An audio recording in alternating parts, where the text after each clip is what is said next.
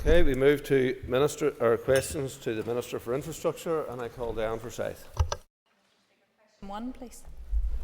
Minister. And thank the member for a question. Not all roadworks are shown on the Traffic Watch NI website. There are a considerable number of road restrictions across the north, and those that are considered to cause significant disruption are shown on the website. I'm assured that significant road restrictions in the South Down area are being shown on the Traffic Watch NI website. However, I have asked my officials to review the process to ensure there is a consistent approach being taken and that one that maximises the benefit of the website to the public. Ms. Forsyth. Thank you, Minister, and I appreciate that. I have some specific examples on this, and some haulage firms have experienced a number of difficulties in the area. Would the Minister accept that there's regional disparity and some areas like South Down have fallen behind in the roads in Northern Ireland? Minister. Well, in terms of the issue in relation to roads being closed for repairs, etc., I've asked my officials to review that to make sure there's consistency of approach. I think the member asked a broader question in terms of the quality of road network, if I'm correct in thinking. I think there is an argument to be made that rural roads have fallen behind. I intend to look at my budget as we move forward to see if we can direct more funding into our rural road network to bring it up to the standard that both businesses and rural dwellers deserve. Colin McGrath. Thank you, Speaker. During the recent flooding incident that there was in Downpatrick, we found it incredibly difficult to get through to road service. NI Water, you have that direct helpline centre. For floodline, you ring them and you get through to a centre somewhere, at least that can take the information. But road service, it's difficult, and out of hours, almost impossible.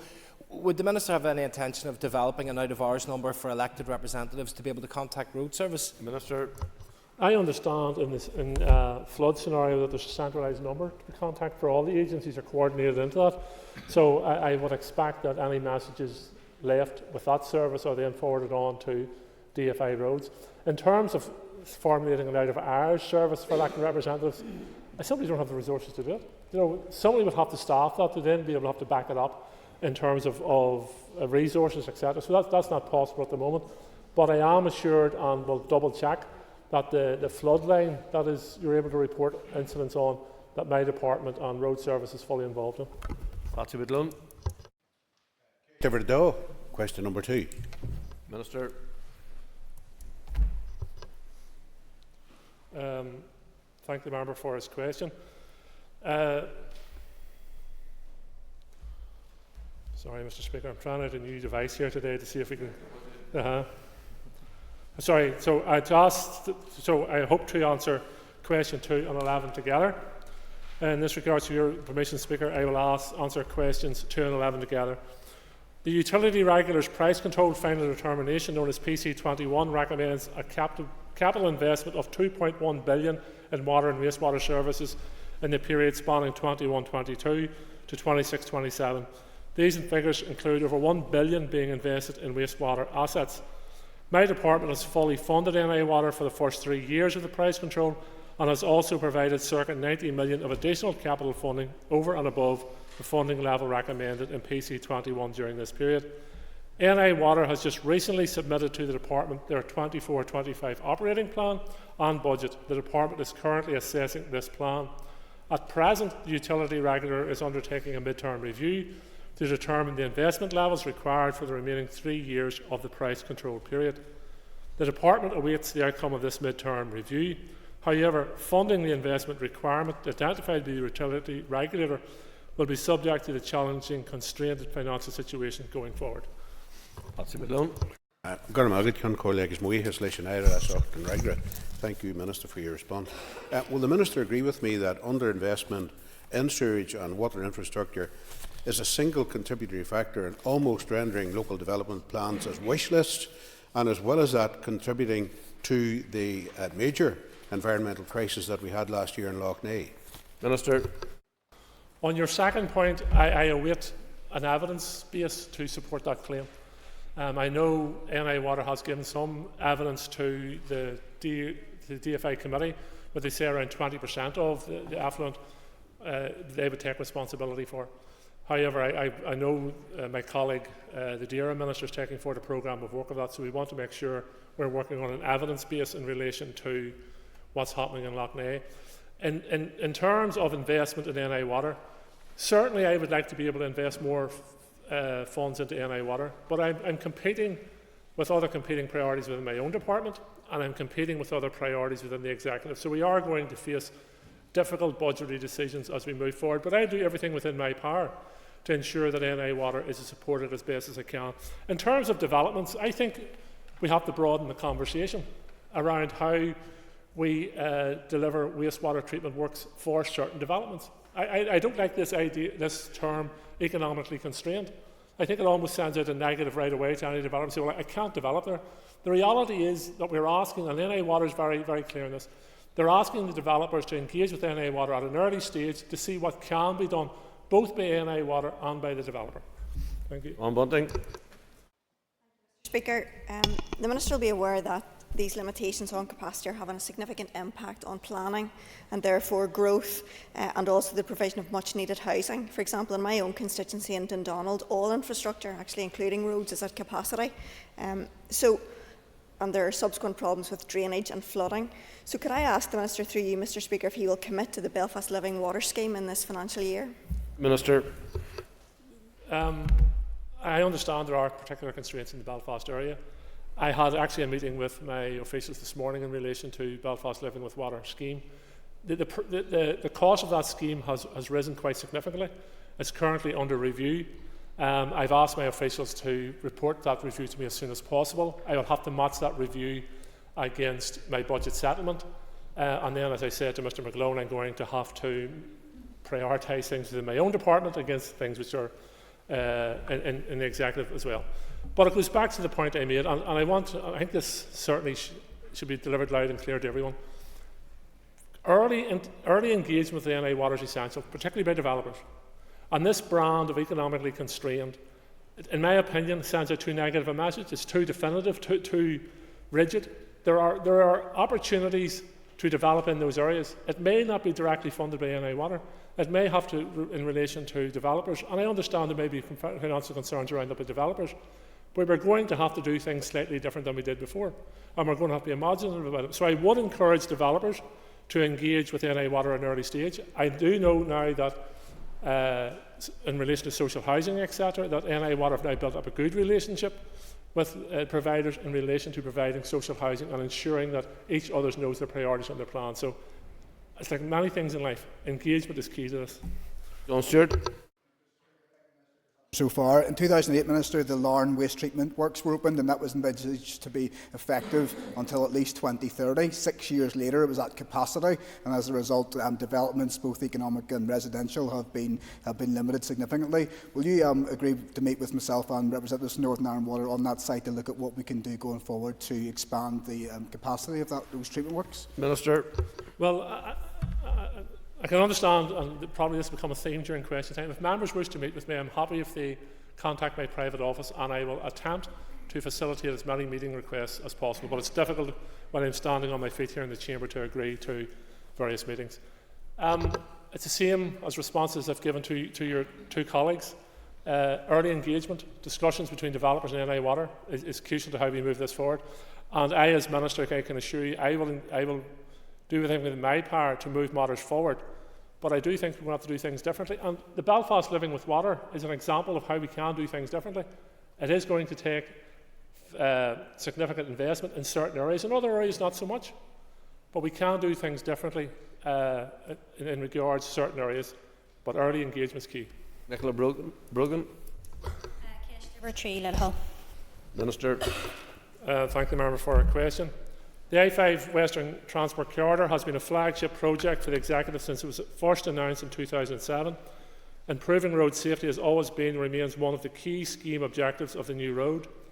My department has therefore been focused throughout upon developing plans which will greatly improve safety for all road users and benefit many communities living close to the existing A5 route by removing strategic traffic from this busy road. The collision history on this existing road speaks for itself, in that there has been over 50 fatalities since 2006. Clearly, a new dual carriageway where all travelling vehicles are separated from opposing traffic and where strategic traffic is separated from local traffic and local communities, there is significant potential to reduce collision and fatalities. A clear example at local level is the provision of the new dual carriageway on the A4 between Dungannon and Ballygolly. This notorious road had 37 fatalities in the 10 years before the dual carriageway was opened in 2010. While every fatality is of course regrettable, there has just been 2 since the year of its opening. Nicola Rogan. Garmagad Cancorla, August British Lesh, and Ira Fossa. I thank the Minister for his answer there. And Minister, you will understand how important the delivery of the A5 is for the people of West Roan, and I do appreciate your continued commitment to the project. Can the Minister outline if he's expecting any further legal challenges to this scheme? Please. Minister. Given the history of the legal challenges to this scheme, I unfortunately do expect more legal challenges to it. My department received the Planning Appeals Commission's report on the 31st of October. It's a complex and detailed report which deserves careful study and response to. When I am in a position to do so, I will respond to that report and outline what I plan to do in the time ahead. But I would appeal to those who are behind these legal challenges to this project to look and listen to the statistics I've read out today. There is people dying on this road, and the road needs to be upgraded. There is no argument about that. So I would ask them to set aside their legal challenges. The PAC have given a detailed report on how the project can be delivered, taking into account all factors, including environmental and people's rights. So all those details, and I commit to the House to faithfully respond to that report in due course. Deborah Erskine. Right. Mr Speaker, and thank the Minister for his answer. The Irish Government have recommitted their allocation to the A5. Can the Minister outline what the current projected cost of the A5 would be and whether or not the funding will be there, or is he making the case for the funding for the A5? Minister. Like all major projects, particularly in a one-year budget, you can only confirm the budget that you have for the following year. The Irish Government's contribution has given us that headroom, and I'm also engaging with the Finance Minister about contribution from the Executive. For future years, I'm also engaging and plan to engage with the UK Government. The A5 is mentioned in the UK Connectivity Report, and I think there's a responsibility therefore for the British Government and the Treasury to contribute to this major piece of infrastructure which gives both road safety and to the people who use it, but also opens up economically that entire western side of the country. And we can therefore allow economic development to take place. It also connects our ports, connects our airports. It is connectivity in every meaning of the word, and therefore I would hope and expect the British Government to contribute towards it. Steve Aiken. Minister for his remarks so far. Minister, in view of the funding that has been made available by the Republic of Ireland Government and money that may be available through things like FTC, has the Minister given any thoughts to fast-tracking at least part of the A5 and getting construction started early? Because one of the things that slowed it down in the past has been JRs, as has already been mentioned by other members. Can we get a start made? Minister. I cannot give you a start date until I have concluded my deliberations in relation to the Planning Appeals Commission's report. It is a very detailed, comprehensive report that deserves careful study. I also, if I move ahead without giving that report due cognizance, I'm leaving myself open to another JR, and further delay and further rising costs and the potential of more deaths on that road. So I would love to be able to come before the House and make an announcement about my decision, but I have to do this the right way, and I intend to do it the right way. Justin McNulty. Minister, thank you for your answers thus far. Minister, to what extent do you attribute progress in the F5 to the campaigning by the pressure group, the F5 pressure group, the families of the 50 lives that have been lost there sadly since 2006? To what extent do you attribute progress, and is it acceptable that there are any further delays? Minister. The sound wasn't very good, Mr McNulty, but I think you're saying to what extent do I blame the lack of progress in relation to the legal challenges, etc.? Sorry, the sound's not very good. Yeah, I didn't pick it up that well either, so just Mr. go ahead. To what extent, Minister, do you attribute progress on the F5 to the pressure group who have been campaigning vociferously for years, including Many of the lives that are lost, including 50 lives, have been lost since 2006 on that road. And how can any further delays be explained? I welcome the fact that the local community has particularly during the last public the Planning Appeals Commission's hearings, the local community made their voices heard, and it was quite significant the attendance at those events on a daily basis of local people and local representatives. Groups such as Enough is Enough have continued to make their voice heard. I'm listening to their voice. I'm due to meet them in the coming weeks. They are important stakeholders in the decision-making process about this, and as I've said, I intend to study the Planning Appeals Commission's report faithfully and respond to it in due course. Call Patrick Brown. Mr. Speaker, question number 4. Sure.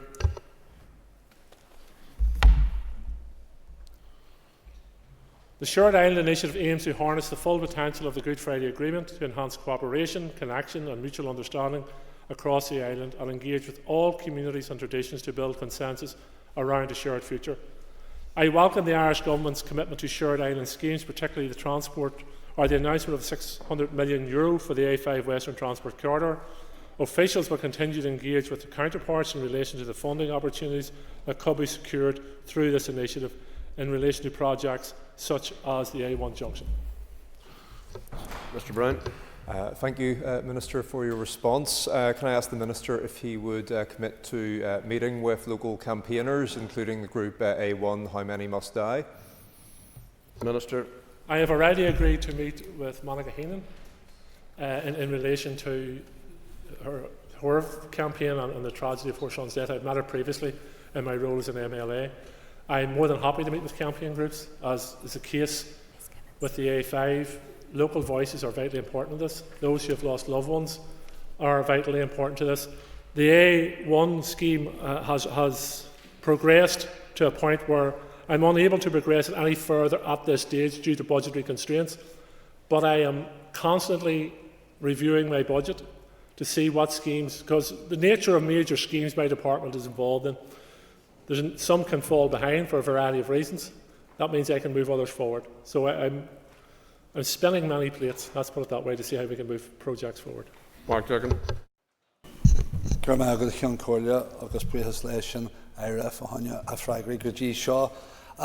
Minister, could I ask that in any future cross-border conversations that you're having around road infrastructure, that you include the Buncrana Road, the A2 Buncrana Road in my constituency in these conversations? This project has been on people's radar, looming large over residents in that area for over 50 years now, with no progress despite various attempts. Well, it's pretty unconnected to the A1, but nonetheless, Minister. I'm happy to do so, and also to happily engage with the British Government in relation to their responsibility to fund some of the major infrastructure projects we have here. I refer back to the UK Connectivity Report. It's an important document, and we can't let the British Government off and not live up to their responsibility. So I can assure you, whoever I'm talking to, who I think has money, I make bids to. Ms. Kimmins.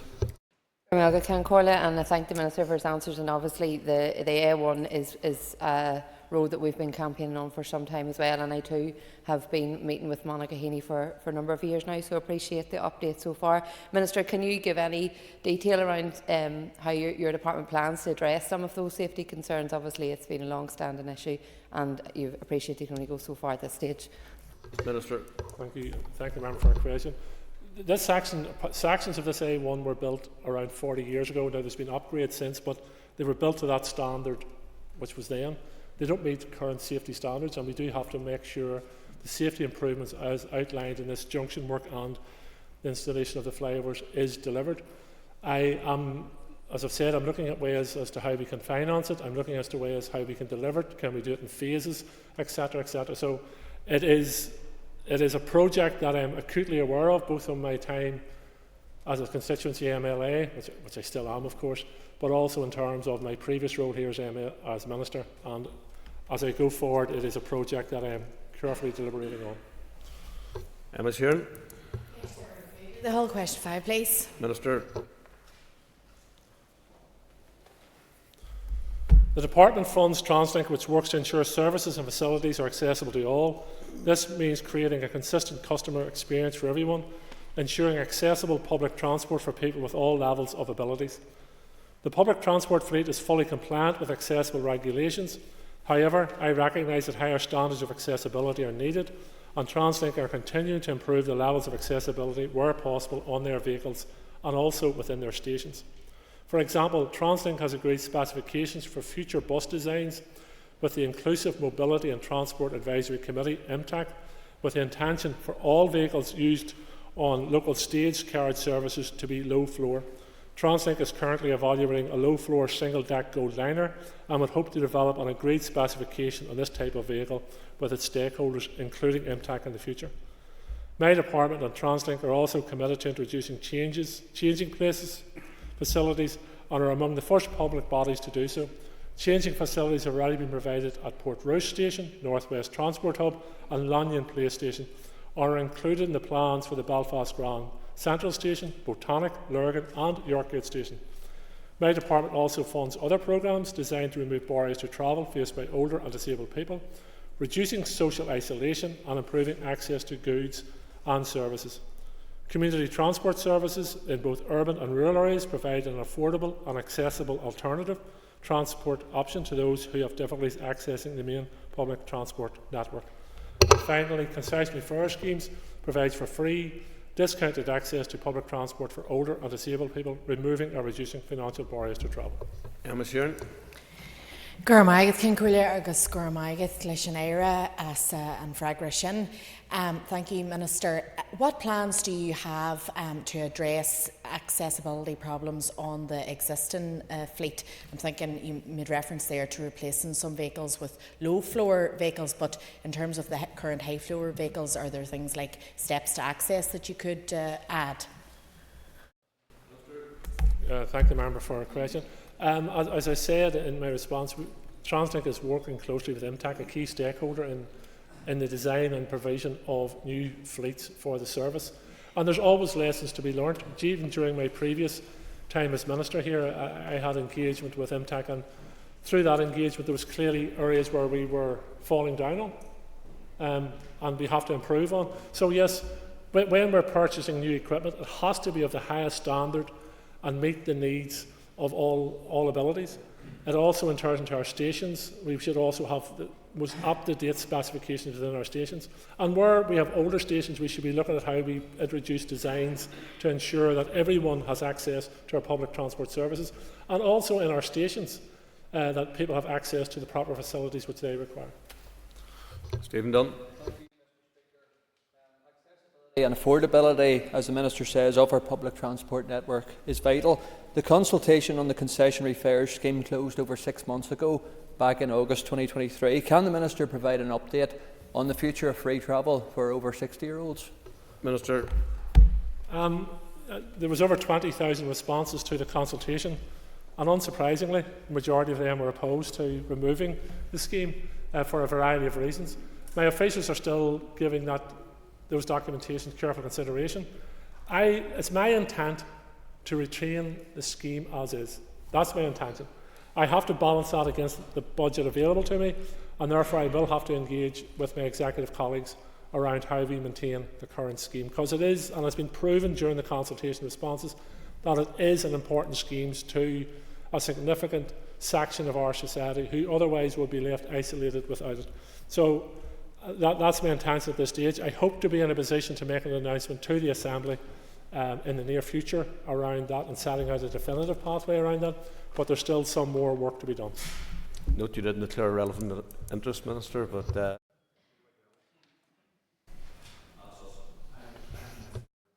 date. Minister, in other parts of these islands, some people living with disabilities can travel for free on some public transport. In Northern Ireland, this is a lot more limited. Will the Minister consider extending the current fare scheme from half fare to free travel for those living with disabilities and mobility issues? Minister. It's one of the questions that was raised in the consultation process, and one I'm giving careful consideration to. It does carry a significant financial tie with it if I was to increase it, but it is one of those questions that I'm deliberating on and will respond to in due course. Colm Gildernew. Cash Dever O'Shea, question number 6. Minister. I'd like to thank the member for this question. I would also like to take this opportunity to thank again my executive colleagues for the funding announcement for this important scheme. The proposed new bypass will provide a new 3.5-kilometre active travel route adjacent to the bypass, connecting into the existing footway cycleway network.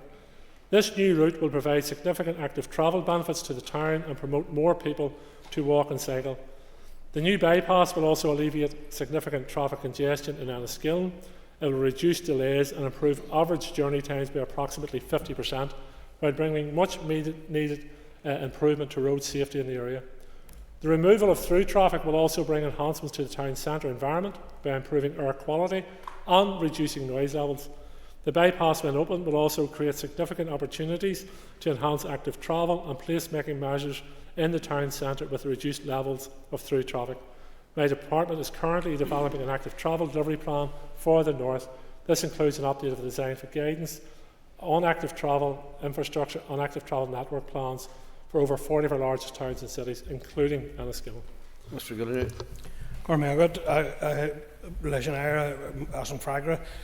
Minister, what are the climate impacts resulting from the Enniskillen Southern Bypass? Minister. It's a fact the construction of major road projects can significantly impact on climate, particularly during the construction phase. However, I'm pleased to advise that this scheme shows an overall reduction in carbon emissions in the long term, having a beneficial impact on climate. In fact, the environmental impact assessment shows that the combined emissions for this scheme, when open along the adjacent road network, will have an overall reduction when compared against not having the scheme. Consequently, the scheme has a carbon payback period for the construction of carbon emissions of 28.8 years. Erskine. I thank the Minister for his answers so far, and I really welcome, obviously, the A4 and hopefully progress will now ensue. But it's just in relation to the Northern Ireland Audit Report and the issues that it raised in terms of procurement issues and delivery of key infrastructure projects. So can the Minister ensure that the A4 Southern Bypass will be delivered on time and so that there will be no further delay in the scheme? Minister. In the absence of a legal challenge, I can't see any further delays to the A4 scheme, and you never know where a legal challenge might pop out of, but so thus far there hasn't been any murmurings of significant opposition to this scheme. So I would hope that isn't the case. In relation to the Audit Office report, obviously we'll have to study that, and the Public Accounts Committee will have to do their deliberations around that as well. But I would say this, as a former chairperson of the Public Accounts Committee, I often found that it wasn't that you needed new governance arrangements, the old governance arrangements should have been used properly. And the more layers of bureaucracy we put on top of our officials, the more times it takes to deliver projects. So there's a balance to be got in all these things. Cathal Boyle. Can take this opportunity to apologise for missing question time last week. Kesh Evershaft led hold question number 7. Minister. I recognise there has been a historic underinvestment in our road network for a significant number of years, and that many rural roads are in need of repairs. This is why I have recently announced an additional investment of £1 million to begin to address this issue. Since 2016, my department has targeted funds towards a road improvement package to stop deterioration and repair severe defects on the local road network. A significant proportion of this funding has historically been targeted to the rural road network. In 2023-24, some £10 million was initially allocated to Roads Recovery Fund, of which £8 million was directed towards rural roads. The rural road network makes up 70% of the total road network, and therefore a significant proportion of the overall budget allocated for structural maintenance will be targeted towards the rural road network. I have also allocated a further £1 million to be spent on fixing of potholes this year, and in addition I recently announced an allocation of £8.1 million for my department's structural maintenance programme. Very quickly, Mr.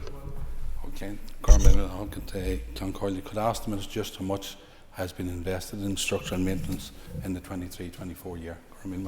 Minister, quickly as well. On top of the £8.1 million capital investment structural road maintenance programme this year, this takes the amount allocated for structural maintenance in 23-24 the current estimate of 99 million.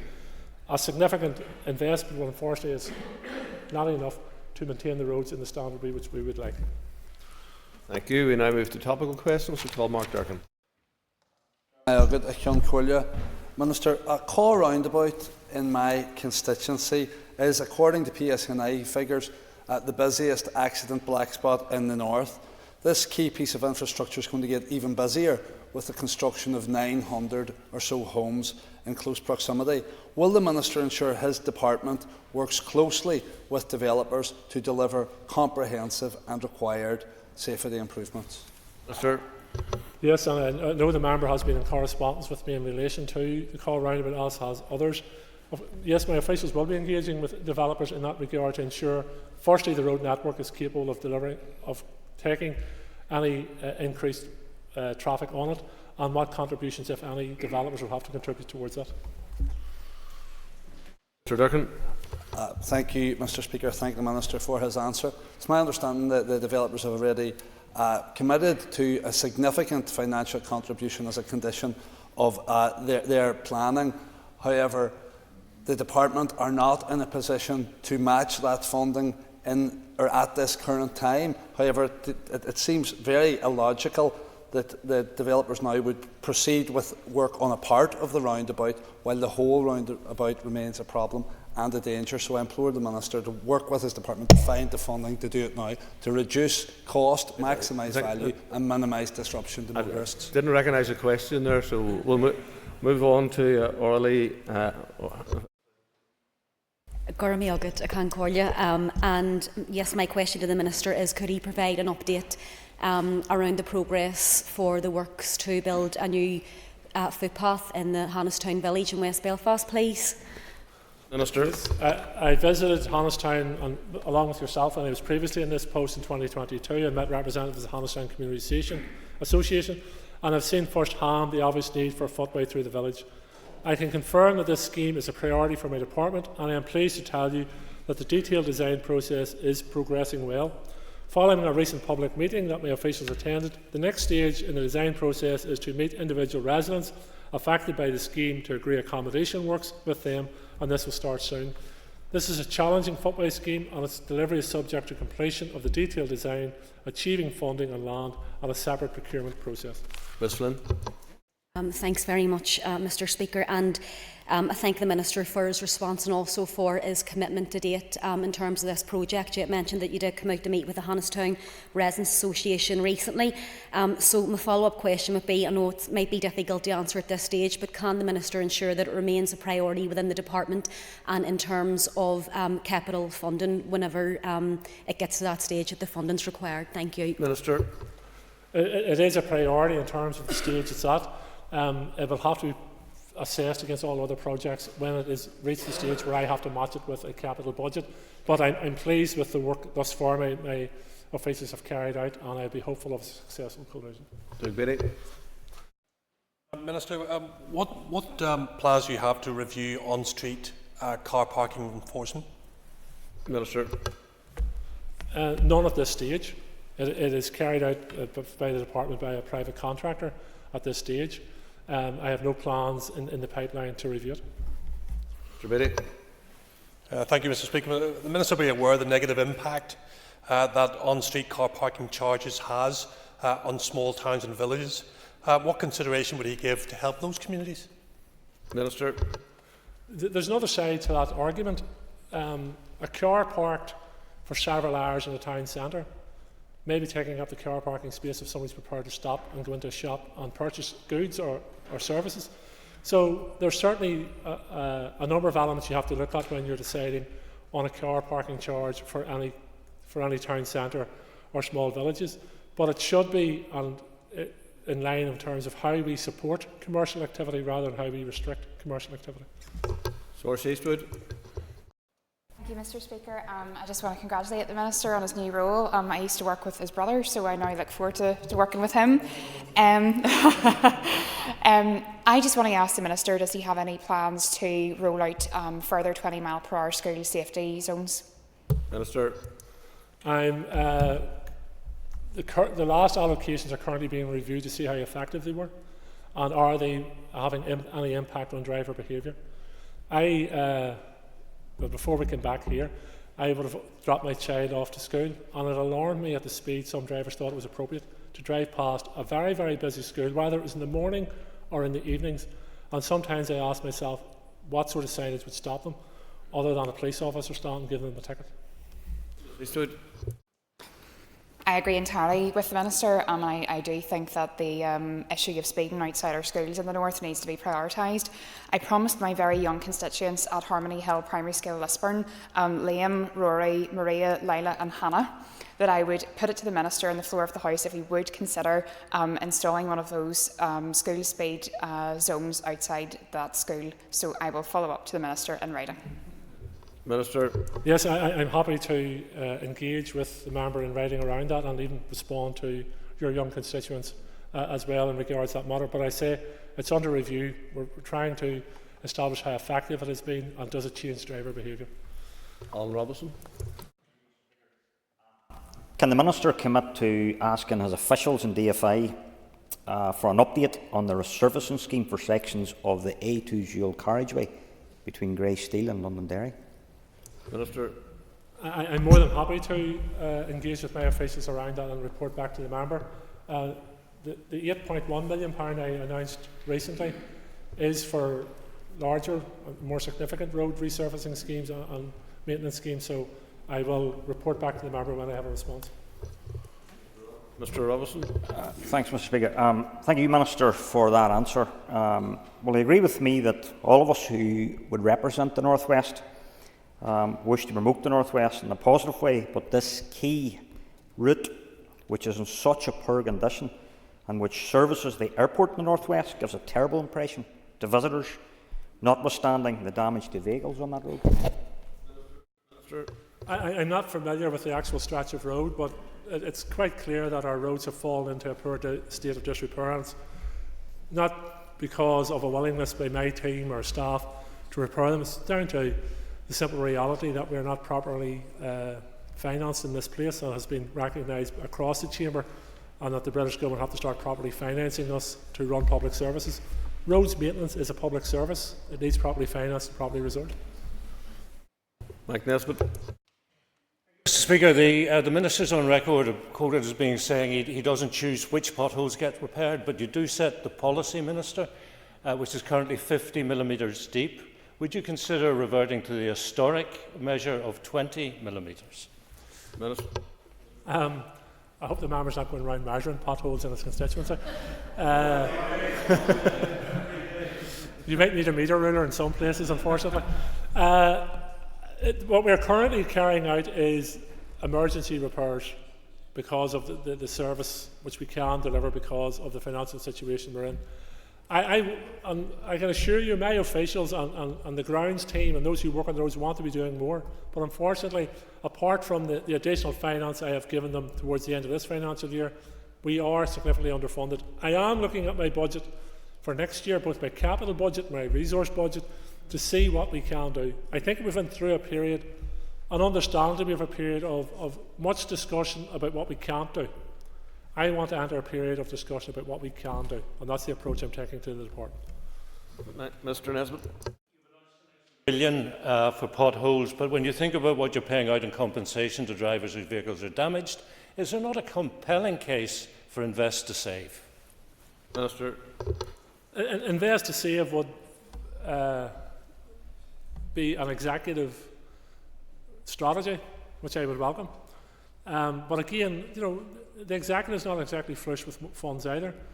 The absence of ministers over this last couple of years hasn't helped matters. Officials had to do and work within a very stringent budget. I have more flexibility in how I deal with my budget internally.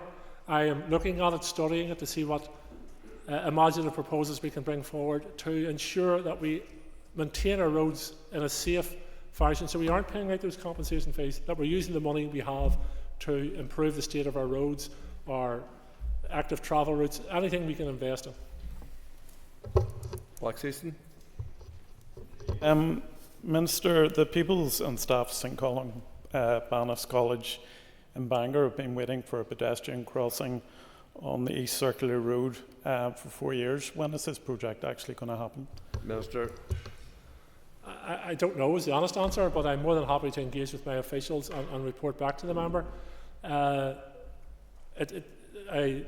These things are set against the criteria of traffic and number of pedestrians in the area, and as to whether even installing the pedestrian crossing is a safe thing to do at a certain section of the road, that it doesn't cause a danger either to pedestrians or to drivers. But I'm more than happy to engage with my officials.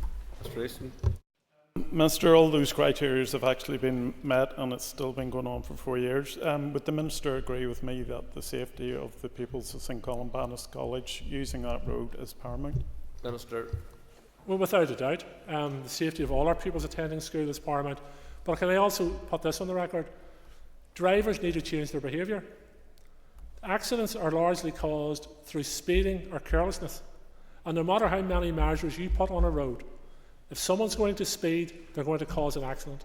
If someone is driving carelessly, they're going to cause an accident. So I would appeal to drivers to change their attitude to road users, both vehicle traffic and pedestrian traffic, and then we will have much safer roads.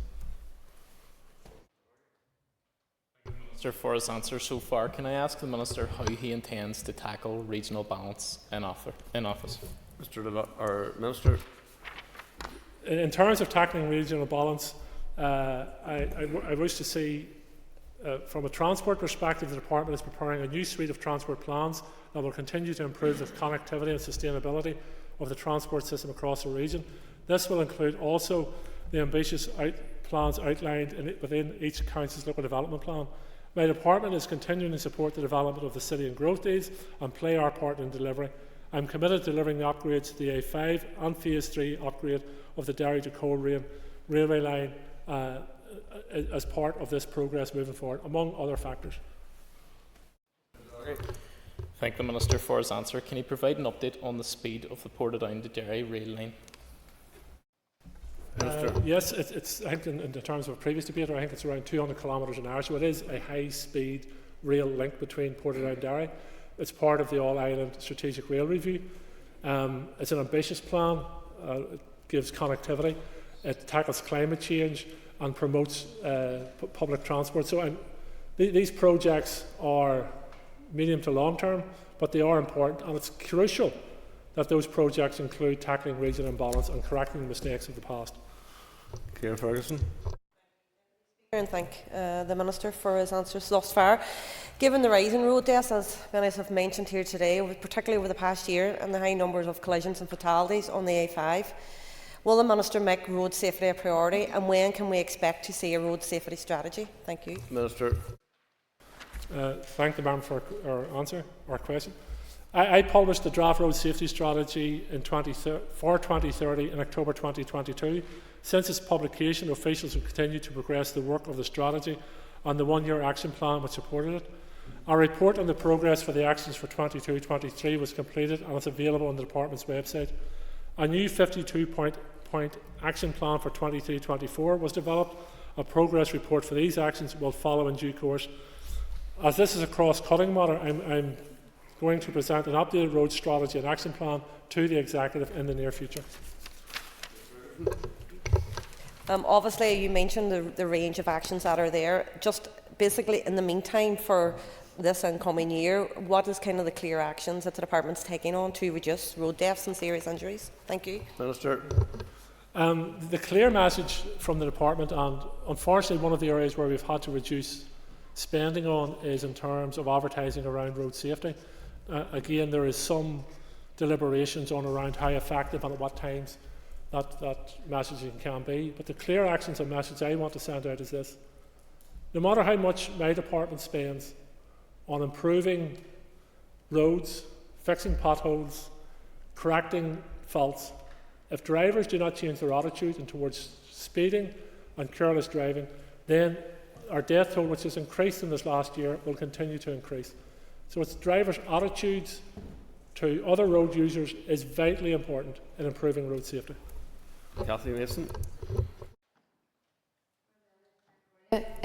Minister, the government, there's a commitment of funding to the Narrow Water Bridge project that was announced by the Irish Government last week is obviously very welcome.